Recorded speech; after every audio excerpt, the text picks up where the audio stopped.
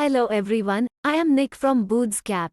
In this tutorial, I am going to show you how to send binary data using REST protocol to the platform, and how to process those using the rules engine.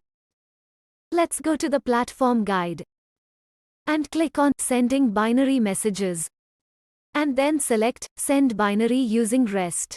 There are a bunch of examples shown, and the platform supports multiple languages. You could pick and customize one of those.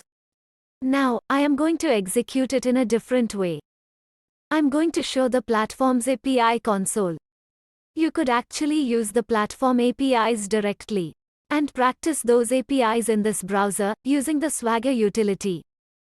Platform has exposed all of its micro APIs in a single Swagger specification, where any developer can use it. Let's look for a push binary file. Let's pick the API version 2. There are different ways you can upload a file into the platform. You could upload a complex JSON object, or post a HTML form directly into the platform. Let's pick this binary file API for this tutorial. If you have noticed, it is very similar to sending a regular JSON message using the REST protocol that we explained in one of the other tutorials. Similarly, you need to provide domain key, API key, device ID, device model, firmware version, etc. Now, the type is different one here. In the case of regular standard JSON messages, you can define a message ID in the platform. In this case, you have to go and define a binary rule in the platform before we can upload the data. So let's go to the platform. Go to the rules engine. I am creating a binary rule called city temperatures, and this is the rule ID you need to pass while uploading the file. In real time, the platform will take this file and execute the content of this rule dynamically.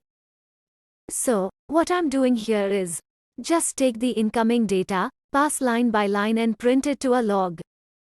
So how do we do that? Let's go to the platform help section. In the binary rule context, a message context is the handle to the incoming message given to this rule using the MSG variable, which is a context object.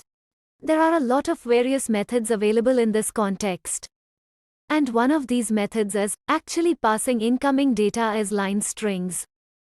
Now, if you want to deal with binary data of different types, MP3 or MP4, or your own proprietary format, you could use the binary data byte array to do any kind of parsing. In our case, I have created a CSV file with multiple lines and printing the data into the console. Let me save this. Before we even go to the API console, we can also use the platform's inbuilt utility simulator to upload a file. I'm going to upload the city1.csv file. We can see all these incoming data printed here in the console. Now, I am going to use the API to send the city2.csv file. For that, we need the domain key and API key. From the platform home screen, let's copy this domain key and API key.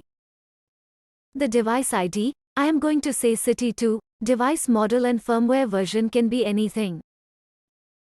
The type is city temperatures. This should exactly match the binary rule we have created and is case sensitive. Now I'm going to upload the city2.csv file, and then click on execute. You can now see the data getting printed in the console. Let's now go to the command line, and do a cat city1.csv and city2.csv. You could see the values of these files here. This is just an example. You could take the incoming data and do any kind of post-processing. These complex scenarios are covered elaborately in other videos of Rules Engine separately. That's it for now in this tutorial. Please visit our website and learn more about the platform capabilities. Thanks for watching.